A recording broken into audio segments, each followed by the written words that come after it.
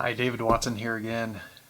This is a review of the Swivi 5.6 external monitor for the Canon 7D. So if you're thinking about buying an LCD monitor for your DSLR, here are some of the reasons that I thought about buying it. If you've watched my review on the Canon 7D or the Canon 5D Mark III, you know that one of the hardest things about using a DSLR for video is focus. I went down the path of getting a viewfinder that attaches to the back of the camera in my review of the viewfinder. With that review, I also talked about how to expose the quality of the LCD quickly, and that becomes the issue of really being able to see focus. I also found that watching things back on that same small 3-inch LCD, especially when I was trying to share video with those around me, became a huge issue. So shooting things that I wanted the ability to see focus as well as play things back, I needed something that would be large enough and of course battery operated. Along came Swivi. I read several reviews of people who got pre-release versions over at Cheesy Cam and Olivia Tech who liked what they were seeing. I also found the price to be within reach. Honestly, at the time I didn't understand focus peaking, but it seemed like this would be something that would come in real handy. It really did make a huge difference to be able to see where the focus really was.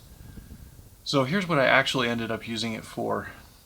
I found that it's very useful for almost every situation shooting video. The Swivi attaches to the camera mount at the bottom of the camera and swivels to either side or just overlays the back of the camera. I found that the resolution to be a huge jump from the LCD from the back of the 7D, and when I take it out in public, people tend to be in awe of it, and other photographers tend to be jealous of it.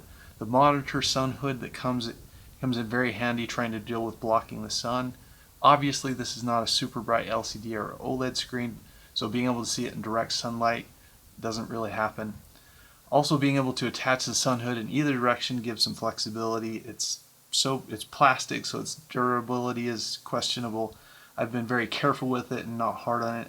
I've always left it behind in shooting on hiking. I've seen other high-end monitors that do a much better job in those types of situations. So here's some of the things that I didn't expect or didn't like. So probably the biggest problem that I've had is getting it to stay tightly connected and not swivel when attached to the camera. The wheel that allows you to screw in the mount at the bottom of the camera takes a lot of force to get it tight enough to really stay put. I found that pulling to the right edge up against the camera is the only way to make it really stay on the 7D. For whatever reason, this didn't seem to be the case with the Mark III. The other strange thing that I noticed is that if I leave the battery in, which takes the same EP6 Canon batteries, it'll actually drain the battery within a day, even if the monitor is turned off. It seems to suck battery power. My fix for this is to always place the battery upside down when it's not in use. This way it doesn't drain the battery power.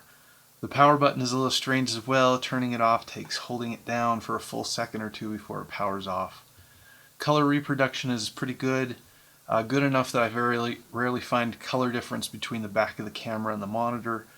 Although there is some. Brightness is good as long as you're not in direct sunlight, and the sun hood helps but isn't quite enough to really see in direct sunlight. Sunsets work well though. Boot up time isn't great. It does take a while before the camera recognizes the signal and switches over. Some of that is the camera though. It has a button that always goes that has to go to full frame and crop, and I never use it. Swiveling the monitor feels like you might break it off because it's plastic. The fact that it's made of plastic makes it feel cheap, but as long as you don't twist it the wrong way, you should be fine. When it's not rotated, and even when it is, access to the buttons on the left side of the screen are hard to get to. But access to the scroll wheel on the right is fine. So recording is easy, but playing back is not easy because the play button's on the left side. So here's some of the super cool things that I love about it.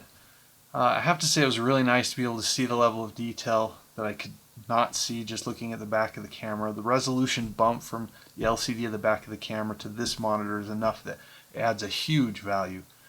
Having the focus peaking available at least before Magic Lantern started working on the 7D was worth the money alone. For the price, this was a great addition, allowed me to step up to a level of cinematography that I expected. The fact that it uses the same batteries for me was a huge plus, It meant that all the power options were sharing the same type, so in a pinch I could swap things around if needed. I like the ease of mounting and the cable that's able to rotate. It's rotatable to prevent it from getting messed up or rubbing.